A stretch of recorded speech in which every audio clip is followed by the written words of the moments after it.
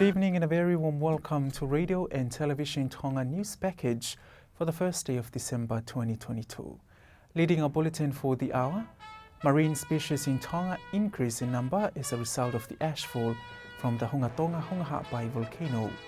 Tonga marks World AIDS Day this morning, and Tonga to benefit from more opportunities in the fisheries industry following the Western and Central Pacific Fisheries Commission meeting in Da Nang, Vietnam. We'll have these and more stories later on in the bulletin. Now I'm Paula with the stories in detail.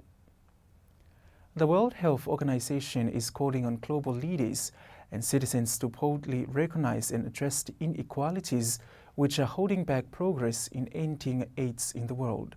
Today marks World AIDS Day 2022 with the theme of Equalize to promote access to essential HIV services, particularly for children and key populations and their partners.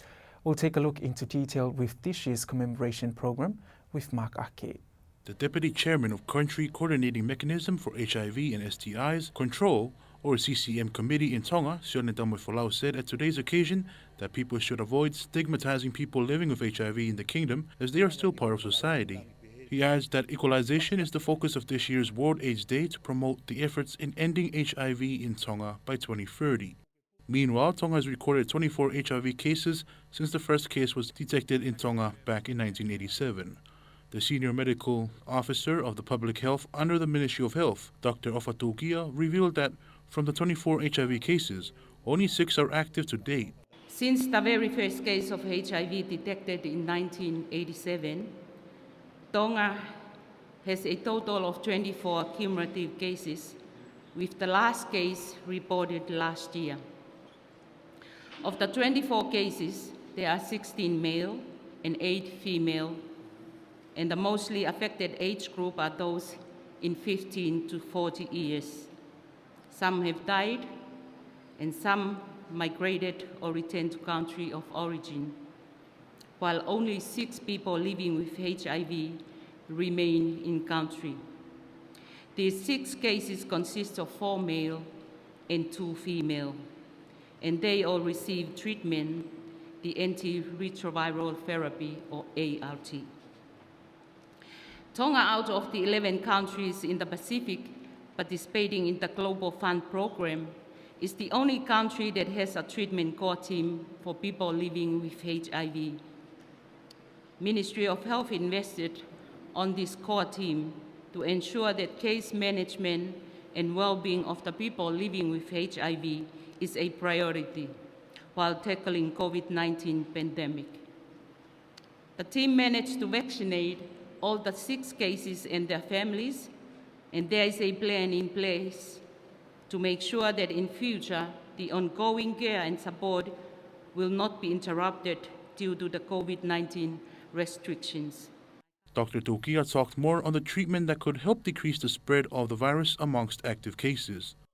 The treatment core team established in 2017 and is chaired by the Chief Medical Officer of Public Health, with multidisciplinary members as physicians and specialists from different health entities, including the internal medicine, obstetric and gynae, surgery, laboratory, pharmacy, communicable diseases, National Diabetes Center, and Tendal Department.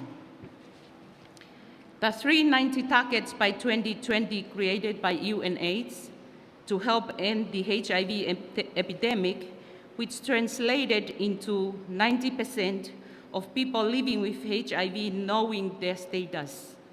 90% of people living with HIV who know their status receiving ART or the treatment, and 90% of people living with HIV on ART achieving HIV viral suppression confers both therapeutic and preventative benefit. So the question, where are we now with these 390 targets? Tonga achieved and surpassed 2 of the 90 targets by 2020. With 100% of people living with HIV registered in Tonga, we are fully aware of the HIV status, and 100% who are aware of their status received the treatment. However, only 20% of people living with HIV on treatment achieve HIV viral suppression. The team from the Ministry of Health will continue to work collaboratively with key stakeholders to equitably make improvement across all the 390 targets. Today's World AIDS commemoration program was led by the Ministry of Health in collaboration with Tonga Family Health Association and the Tonga Ladies Association. Marine species in Tonga is increasing in number as a result of the ashfall from the Hungatonga volcano. There is an increase in the number of marine species within the Tongan waters since the eruption in January. This is according to the CEO of the Ministry of Agriculture, Dr. Viliami Manu. Dr. Manu explained that although Tonga has experienced the negative effects caused by the eruption in January, however, at the same time, it has also helped with Tonga's soil and living species in the ocean. He says most of the ash from the volcanic eruption fell into the ocean. As such, the ashes provide energy to the reef and also the fishes and their population. Meanwhile, the Ministry of Agriculture is still waiting for the result of a survey that was conducted by a group of soil scientists from Australia and New Zealand last month. Tonga is among 26 delegations attending the 19th Western and Central Pacific Fisheries Commission session in Da Nang, Vietnam, which began on the 28th of November and will conclude this Saturday. The 26 countries will review the activities in the fishery sector and put forward policies and measures to manage tuna fishing in the region. We'll have Alice Tupo with that story. The 26 member nations of the Commission included Tonga, participating territories and cooperating non-member or CNM countries. The CEO of the Ministry of Fisheries, Dr. Halafihi, and staff from the ministry is representing Tonga at the Western and Central Pacific Fisheries Commission.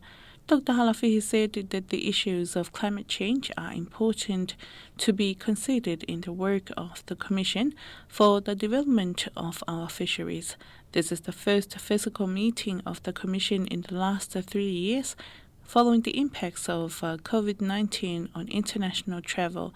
The Western and Central Pacific Fisheries Commission is a regional fisheries management organization, which is the regional body in charge of setting the rules for fishing in the Western and Central Pacific Ocean. These waters are home to the world's largest tuna fishery with a commercially valuable fish population worth billions of dollars each year. Dr. Halafihi said that this year's meeting provides more opportunities for engagement with the others compared to the Zoom meetings. He added that it is important to have the meeting in person because there are more opportunities to discuss and to share what delegations know and collect more information from others regarding the management of tuna resources. Reporting for Radio and Television Tonga News, I'm Alice Tupo. The Honourable Prime Minister Hoakavame Liku met with the UNDP resident representative in Fiji during a courtesy meeting yesterday at the Prime Minister's office. The meeting was to discuss ways in which the partnerships between the Government of Tonga and UNDP can be further strengthened, and also looked at future programming opportunities. Levan Poets, the resident representative for UNDP Pacific Office in Fiji, which covers 10 countries including the Federated States of Micronesia, Fiji, Kiribati, Marshall Islands, Nauru, Palau, Solomon Islands, Tuvalu, Vanuatu and Tonga. The United Nations is committed to empowering Tonga in different business sectors and recovery efforts from the January 15th devastation. The Honourable Prime Minister Hoakavame Liku held discussions with the UN Resident Coordinator to the Pacific Islands, Sanaka Samarashina, at the Prime Minister's office yesterday as part of a courtesy call. Mark Ake tells you more. During the courtesy call, UN Resident Coordinator to Pacific Islands, Sanaka Samarashina, and the Honourable Prime Minister discussed different issues such as combating COVID-19, empowering different sectors in Tonga, and the recovery from the January 15th devastations.